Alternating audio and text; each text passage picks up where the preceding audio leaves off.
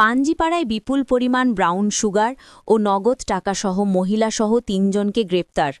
৭ দিনের পুলিশি রিমান্ডে ধৃতরা।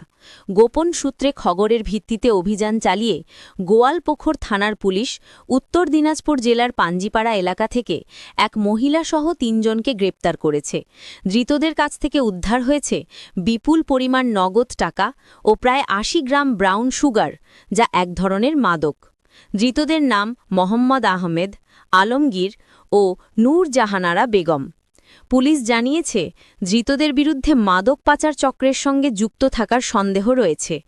প্রাথমিক তদন্তে ধৃতদের সঙ্গে আন্তর্জাতিক বা আন্তঃরাজ্য মাদক চক্রের কোনো যোগাযোগ আছে কিনা তাও খতিয়ে দেখা হচ্ছে।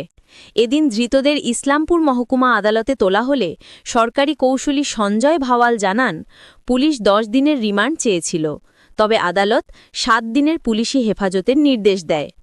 গোয়ালপোখরচনার এক আধিকারিক জানান, এই ঘটনার পেছনে আরও বড় কোনো মাদক চক্র বা অপরাধ চক্র যুক্ত থাকতে পারে বলেই আশঙ্কা করা হচ্ছে। ধৃতদের জিজ্ঞাসাবাদের মাধ্যমে সে সংক্রান্ত তথ্য জানার চেষ্টা করা হচ্ছে।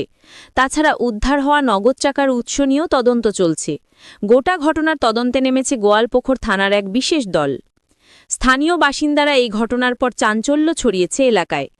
পাঞ্জিপাড়ার মতো একটি আবাসিক এলাকায় এমন ঘটনা সামনে আসায় সাধারণ মানুষ আতঙ্কিত। পুলিশ আশ্বস্ত করেছে, মাদক চক্র দমনে আরও তৎপরতা বাড়ানো হবে এবং অপরাধীদের কড়া শাস্তির মুখোমুখি।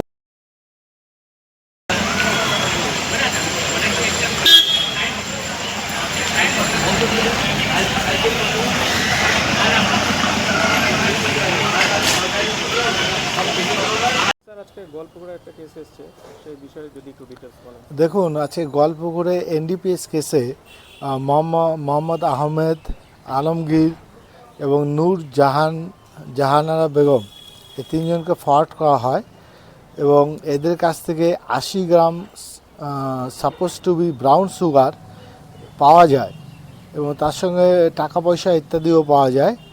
তো এই কেসে এদের ডিউরিং ইনভেস্টিগেশন ইনভলভমেন্ট পায়, সেই কারণে 10 ডেজ পিসিপিআর করে চেয়েছিল। তার মধ্যে ৩ জনের মাধ্যমে 2 জন মেল অ্যাকিউজডের এবং অ্যাকর্ডিংলি লার্নেড কোর্ট সেটা 7 ডেজ পিসিপিআর অ্যালাউ করেছে, 7 দিন।